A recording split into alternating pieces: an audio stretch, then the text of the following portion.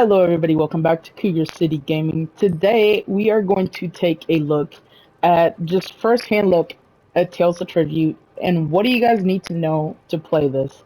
As you guys can see, this is the game right here, as you see it in person, and then you have an expert tribute player and then a novice tribute player. Now, once you have the starting quest done, you'll have to go to Gelflin Bay.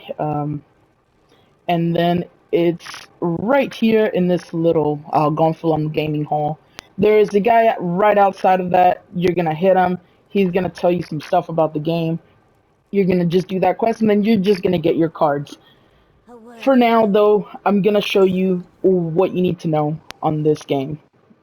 So the person that we're playing, the NPC that we're playing, is going first, and they are picking the decks. Now, there's 8 decks you could potentially pick from.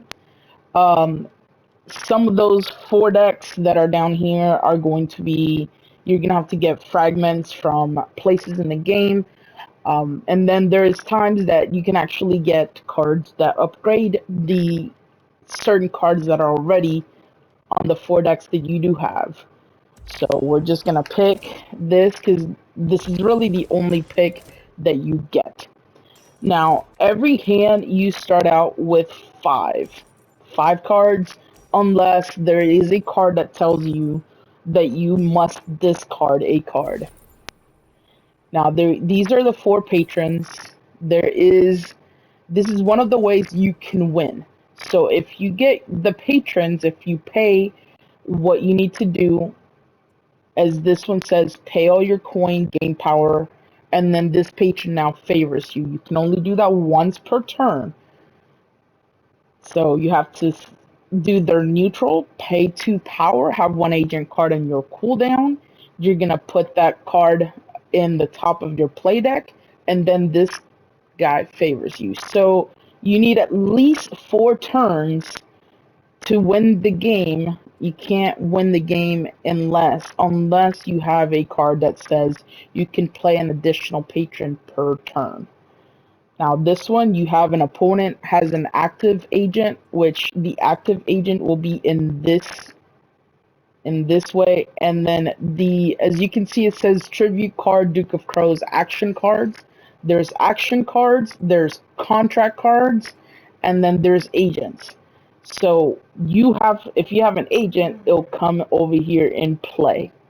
Now, in order to get rid of the agents that are in play, you either have to do this, you have to pay 4 coin and you can knock them out, or you have to pay power to knock them out. And on the bottom corner, there's going to be a little power sign. On this one, you have to sacrifice 1 card you own in play that costs 1 or more coin. You're going to gain prestige, which I will tell you exactly what prestige is in a minute. And then this patron favors you.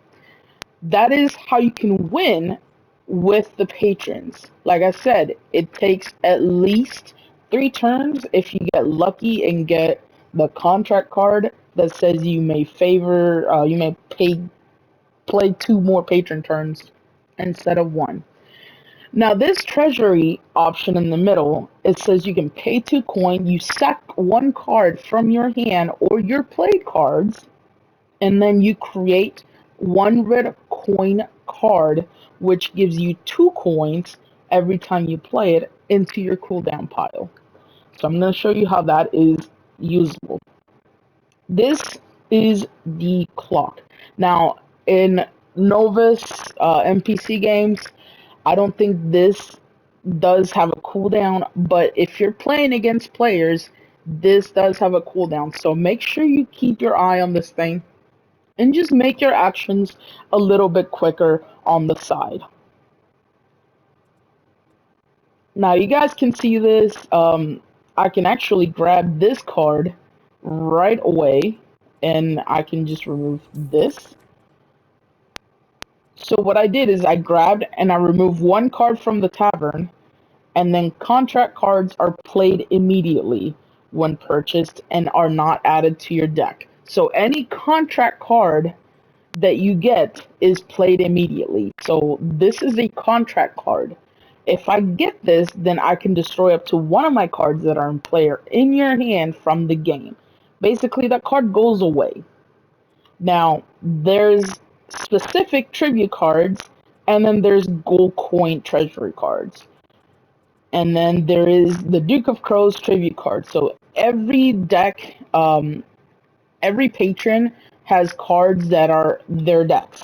This is the Duke of Crows, and then this is Psijic Lore Master Celeris. Now, every deck has their own specific niche to it. Now, my suggestion is to pick one or two patrons and just focus on those cards. So, for example, this guy is a Grandmaster Delmeni Hulalu. So you need to pick, if you're going to go to that route, start picking those cards that are the Grandmaster Hulalu. Because if you see the play effect, and then there's a combo too. So the combo cards, it means you're going to get to do that, but you have to play two of the Grandmaster Hulalus or whatever deck you're playing that turn.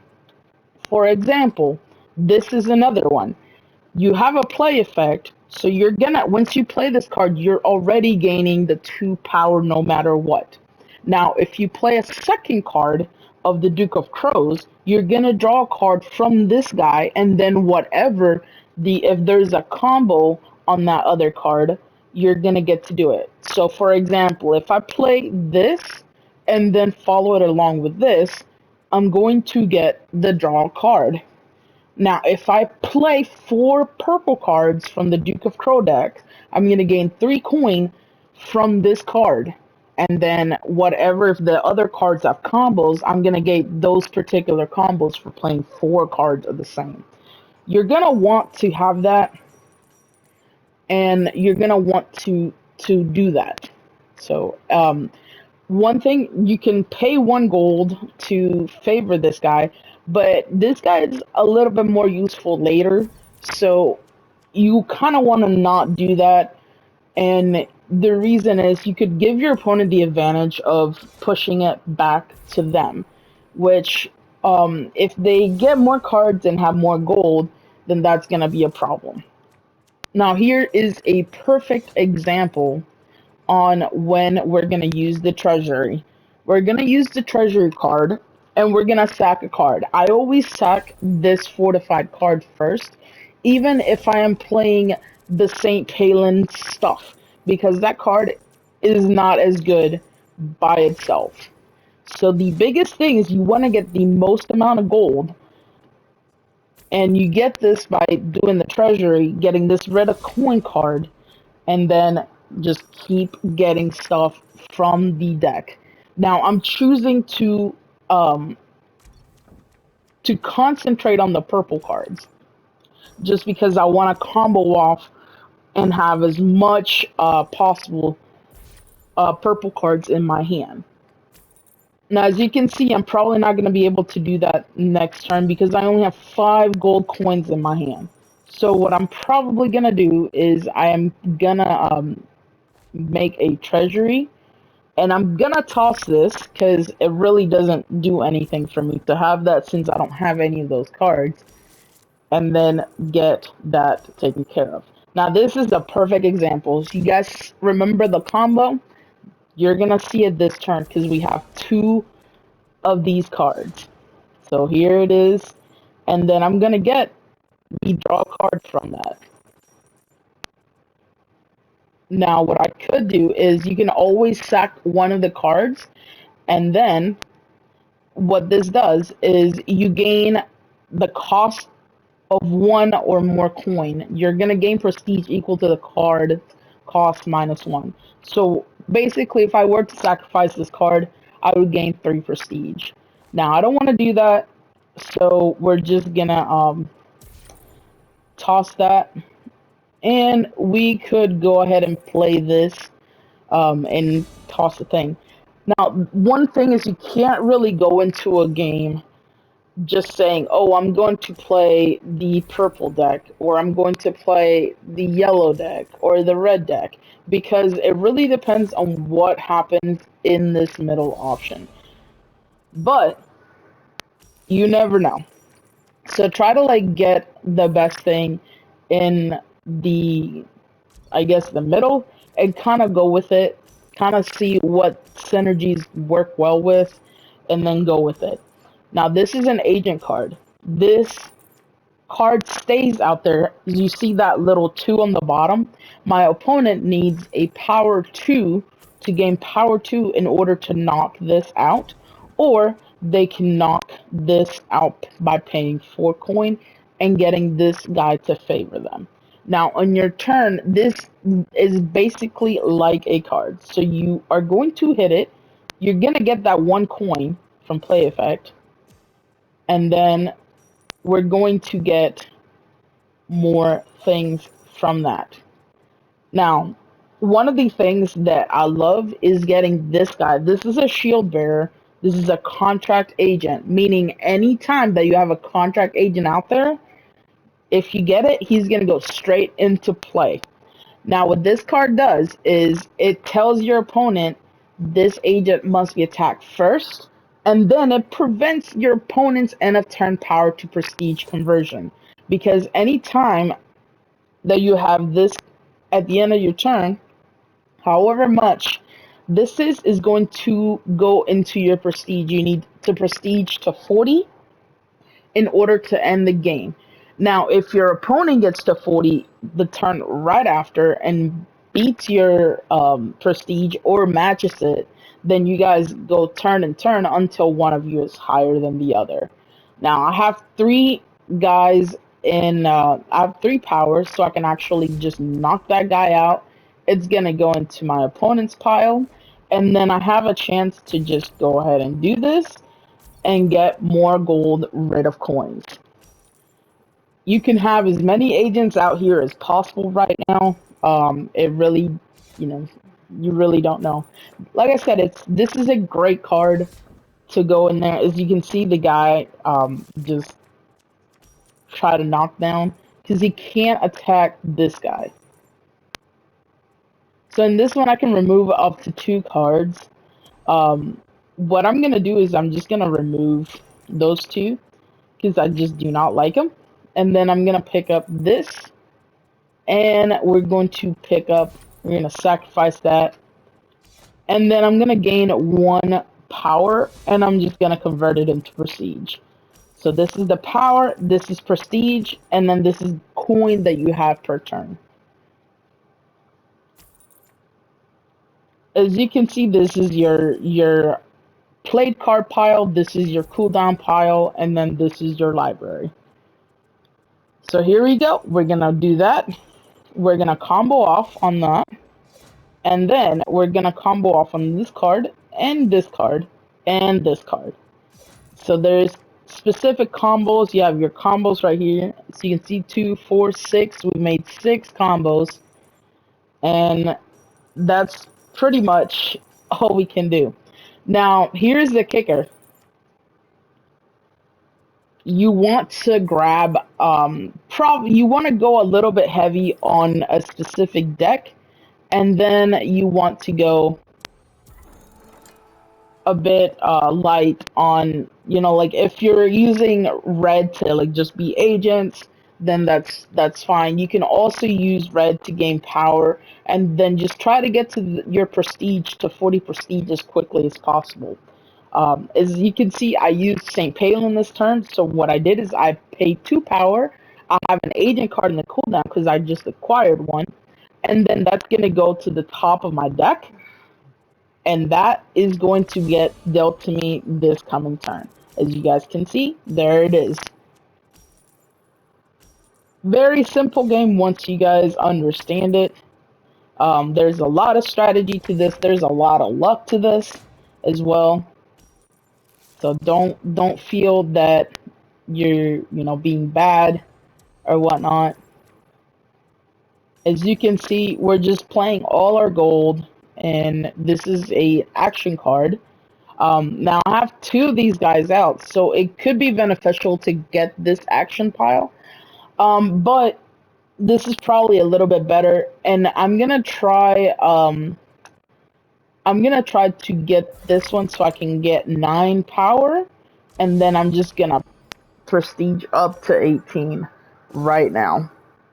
Now, next turn's gonna be pretty nice. I have 3 cards, 3 purple cards, and then 2 other purple cards. So we're gonna have 5 combos at least just from those. We're gonna have 5 cards because these count as you playing the cards. So right now, my hand is 5. Well, they just knocked my agent, but right now my hand is 5, 6, 7, 8. So I have 8 things that I can do. It's super nice. And the best thing is the more cards you draw, the best you're going to be at, because you're gonna just be cycling your deck, and it's just gonna be absolutely disgusting. Some of the stuff you're gonna be able to do. Now I'm removing cards just to get cards out here. As you can see, I got that one. Now what I can do here is I can't use this guy anymore, so I have to use other stuff. But for right now, I'm just gonna knock these 2 guys out, and I'm just going to refresh this guy, put him on top. I can move this from the tavern to kind of see if I get more. There it is. And then this guy is actually pretty nice because he lets you look at the top 4 cards of your play deck. Then you can choose up to 4 of those cards and move them to your cooldown pile. So what you're doing is you're potentially just stacking your deck as best as possible. It's pretty nice. I love that card as an agent. I am definitely winning this game somewhere or another. The deck that I have is really strong. And it's going to be hard for any opponent to kind of get through this. They're going to have a lot of power and a lot of prestige. Now, the first thing that I'm going to do in a turn like this is I'm going to look at the top of my deck, because I want to get as many of these combos off as possible. And then I'm just going to play all those and just start comboing off. So there you go. I have 3 combos right now. 4, 5, 6, 7, 8, 9, 10, 11, 12 combos so far. I knocked this guy out. Get this. Now this card is another card that I really like because it lets you draw a card. It combos off, but you get to do basically this, but you get the draw card too. So it's a nice card to have in your pile. Same with this one, but you're looking at the top 3, and then you're removing 2 cards from the tavern. So you could potentially be beneficial for your opponent to, basically not have what they want out there. So that's one thing that is pretty decent with the card. Now, another thing that I want to do is I can just do this. I'm gonna sack the card and just get that opponent into my into my hand.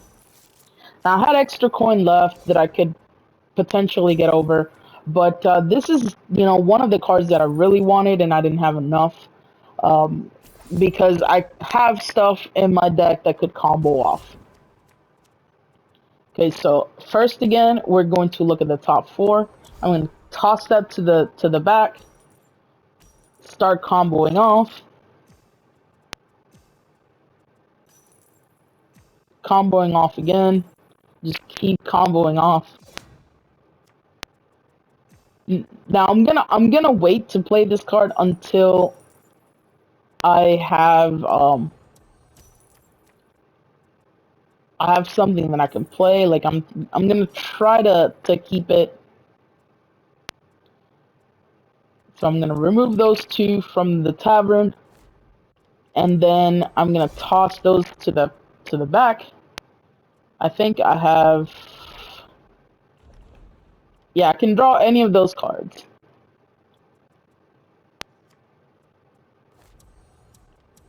There you go. So I'm gonna toss those to the cooldown pile, and then toss that away, and toss that away, so I can just keep on getting the best stuff.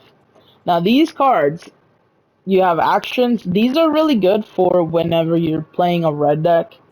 You're concentrating on the power. That's a pretty good thing to do. Um, so that's all I can tell you guys. There's some pretty good cards in here that you can play. And here's more purple cards. And then I don't have anything else to do, so I'm at 45 now. Basically, my opponent has to get to 45 in this turn, or they lose the game. Now, one thing is, don't underestimate your opponent, because if they have a deck that can draw this out, and this guy is not favoring them, that is a very good way for your opponent to come back from behind. So just be careful with that. But that's basically it. It's some of the little pointers that I have. I would suggest for, everybody that is going to play this to, if you want to get the most out of it and start playing in the ranked games, just kind of familiarize yourself with what each deck does. Figure out the best strategy. I personally think the more cards you draw in every turn you play, the better your odds are going to be to win that game, because you're gonna basically get combos off and such. And one of the things is that Crow deck does a lot of combos and a lot of drawing cards. Now, you could pair that with any of the other decks. I have one with the Crow deck and any of the other three together. I've even won with two colors and then a third color deck, just small, like one or two cards that are just super good, because if you play them, it's worth the what they do. And maybe it's an agent. Most of the time, they are an agent card. So you just have to kind of familiarize yourself what cards are good, what cards are bad, and then just kind of go for it. But like I said, the best strategy, in my opinion, so far is just to draw as many cards you can and do as many combos you can as possible each turn. I have gotten up to 30 prestige just in one turn because of combos. That's what I'm saying, is just be careful. You can be at 45 prestige and your opponent at 9, but they can come back from behind if they just have the nut draw, and it's based on luck. There is luck involved in this. Not all the time. There is skill, but there is some luck with what is in the middle and what is it coming into your hand. I hope everybody enjoys this and have a good day. If you guys got any questions, we're going to answer them in the future.